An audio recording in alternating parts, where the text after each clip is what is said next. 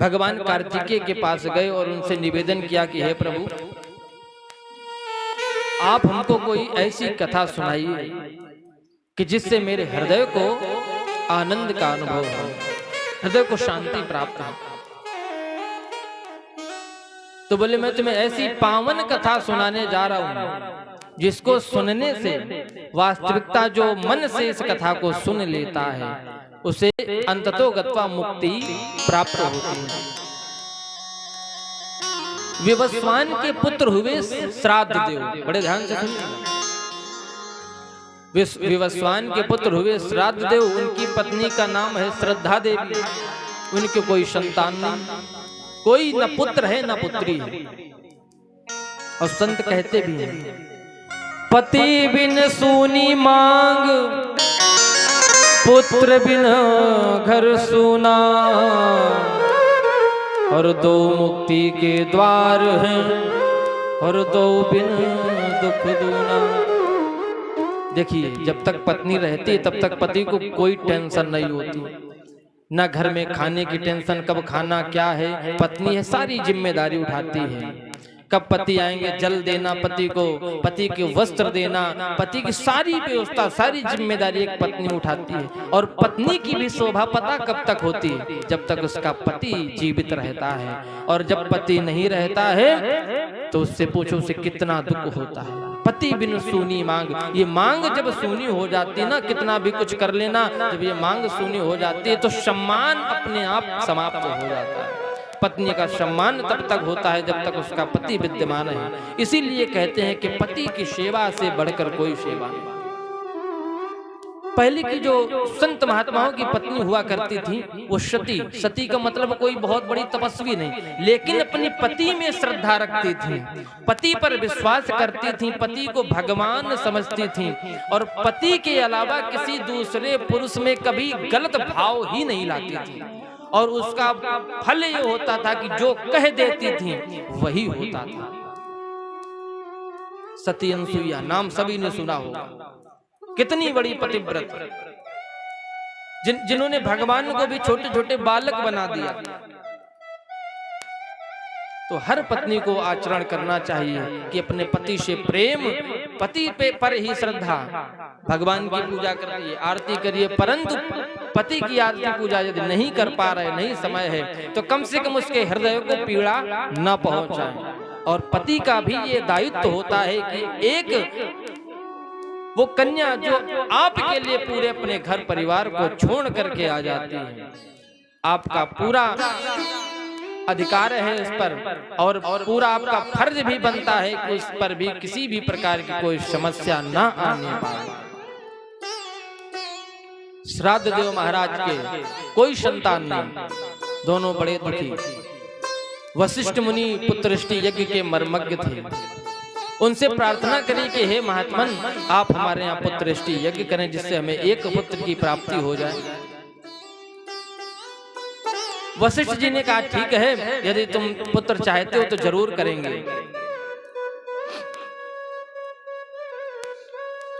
अब क्या हुआ, पुत्रष्टि यज्ञ के लिए बैठ गए, पूजन करने के लिए बैठाला।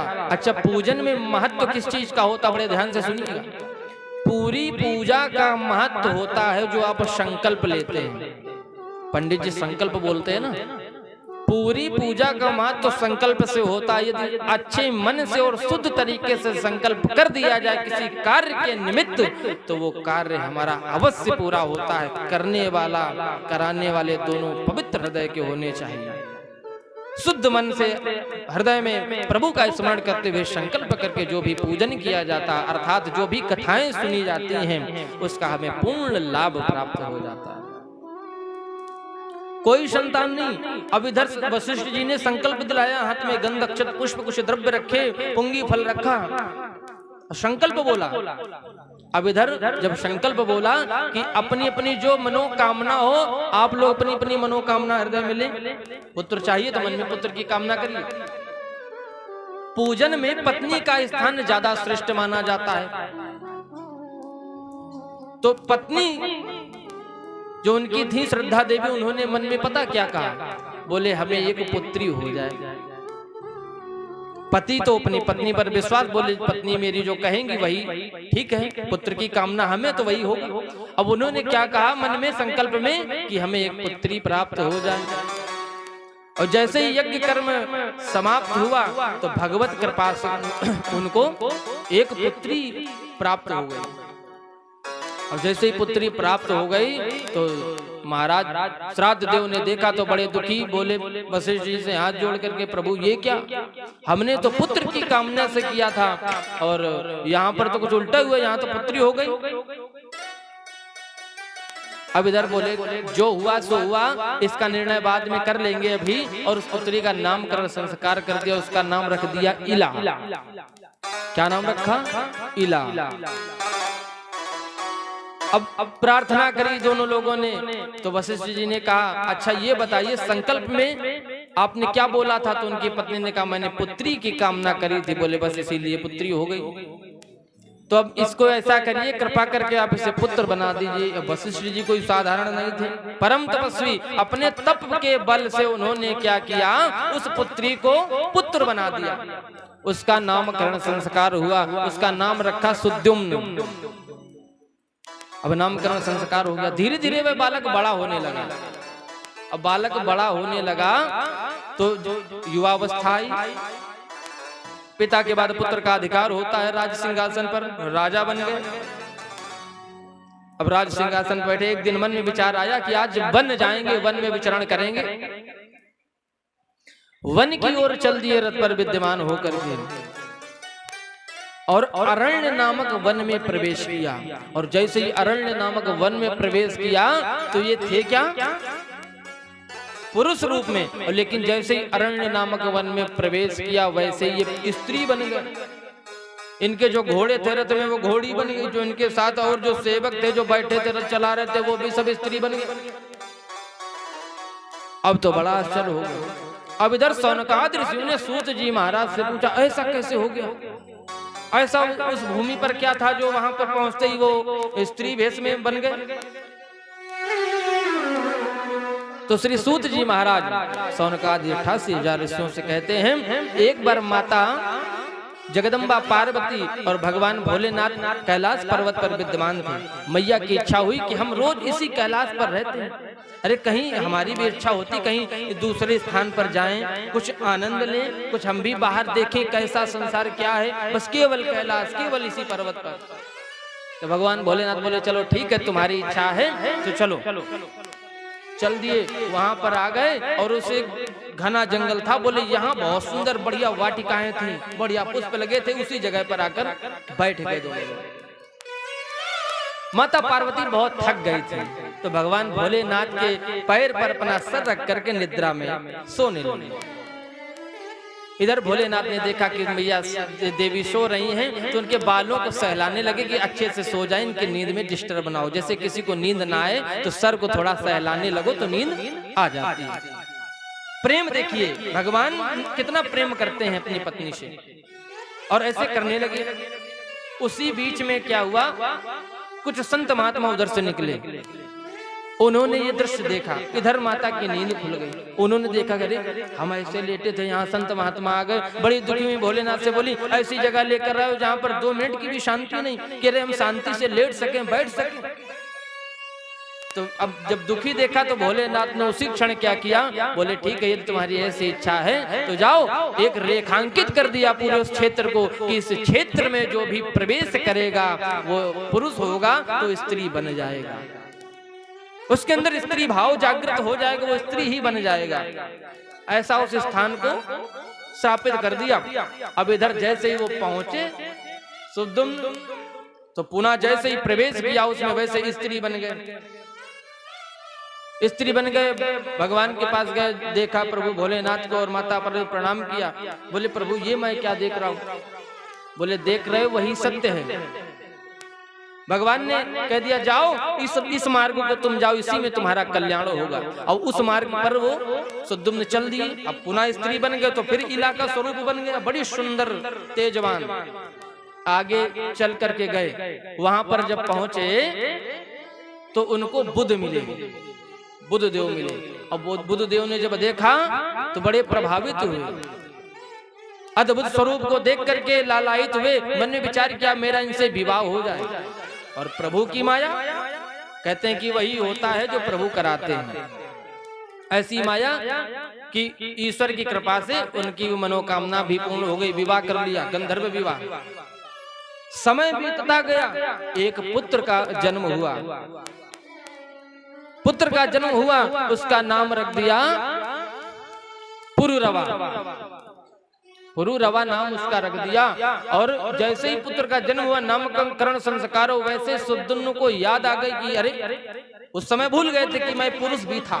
अचानक से याद आ गया, अरे मैं तो पुरुष था, मैं कहां से स्त्री बन गया, मेरे एक पुत्र भी हो गया। अब तो आश्चर्य याद आ गई कि वशिष्ठ जी ये इसका हल निकाल सकते हैं। उसी क्षण वहां से चलकर के वशिष्ठ जी के पास पहुंचा। आप मेरी मदद कर दिए, मुझे मेरी सहायता करिए, आप कैसे भी करके मुझे पुरुषत्व प्रदान करिए। अब वशिष्ठ जी के पास जो तप बल था, उस बल से एक बार तो उन्होंने प्रयोग कर ही लिया था, तो अब तप बल इतना एकत्रित नहीं हो पाया इतनी जल्दी। बोले अब तो मेरे बस की बात है नहीं। लेकिन संत का कर्तव्य होता है, धर्म होता है कि यदि उसकी शरण में कोई आए तो उसे कभी ठुकराता नहीं है संत। बोले ठीक है, मैं कोशिश करता हूँ। भगवान भोलेनाथ की आराधना करी, भगवान भोलेनाथ प्रसन्न हुए। प्रभु से कहा, हे प्रभु ऐसी कृपा करो कि यह पुनः पुरुषत्व को प्राप्त हो जाए। भगवान भोलेनाथ ने कहा, देखो मैं इतना कर देता हूँ कि 1 महीना ये पुरुष बनकर रहेगा, 1 महीना स्त्री बनकर रहेगा। ऐसा आशीर्वाद देकर के अंतर ध्यान हो गए। मन में विचार करने लगे, ऐसा कैसे? अब उसे संतुष्टि नहीं, सुद्युम्न को संतुष्टि नहीं। वो कहता मुझे पूर्ण रूप से पुरुषत्व प्रदान करें, ऐसी कृपा करिए। नारद जी आए, नारद जी ने उसी क्षण वशिष्ठ जी से कहा कि आप माँ भगवती की आराधना करिए। वो आदि शक्ति अनंत हैं, जिनसे ब्रह्मा विष्णु महेश तीनों देवता हैं, आप उनकी आराधना करिए, उन आदि शक्ति की आराधना करिए, उस परमेश्वरी की आराधना करिए। वशिष्ठ जी ने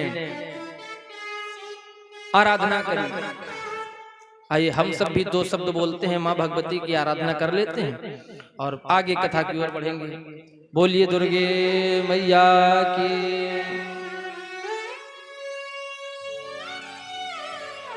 भगवती देवी नमो वरदे,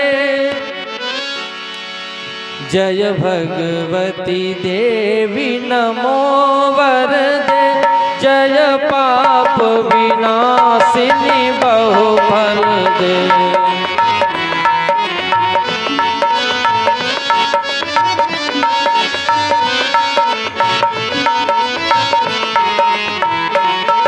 दोनों हाथों से सेवा करते जाइए। यदि समझ आ रहा हो हम क्या करें तो उसे कहिए, स्तुति करिए मैया रानी से और तालियों की सेवा करते रहिए। जय भगवती देवी नमो वरदे, जय पाप विनाशिनी बहुफल दे।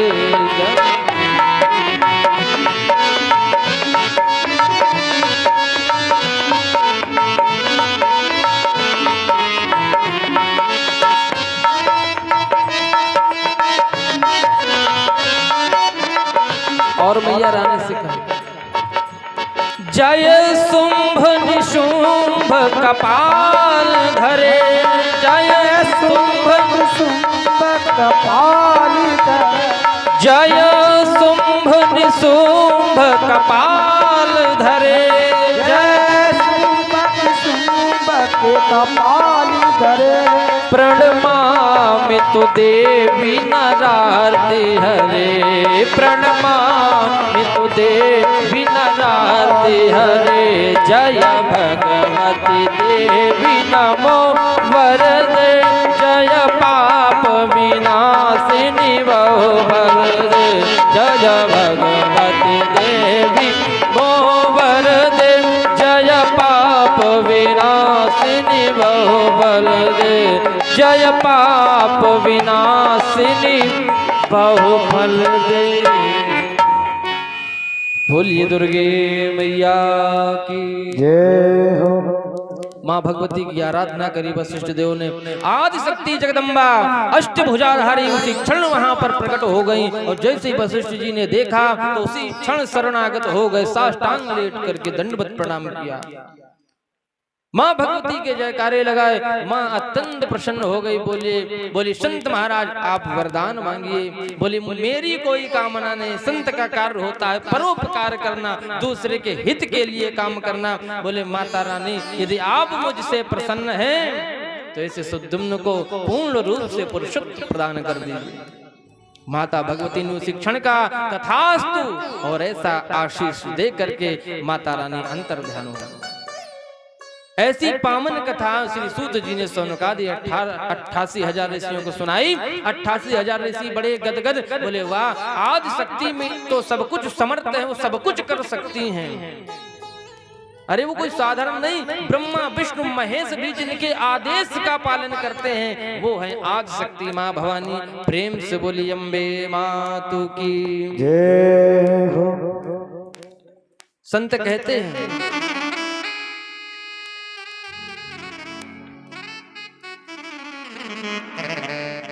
आगे की बड़ी पावन सुंदर कथा सुनाते हैं, इधर उधर की बातों को छोड़ते हैं क्योंकि कथानक बहुत है और वो सुनना आवश्यक है। बड़ी पावन सुंदर कथा आगे की आती है।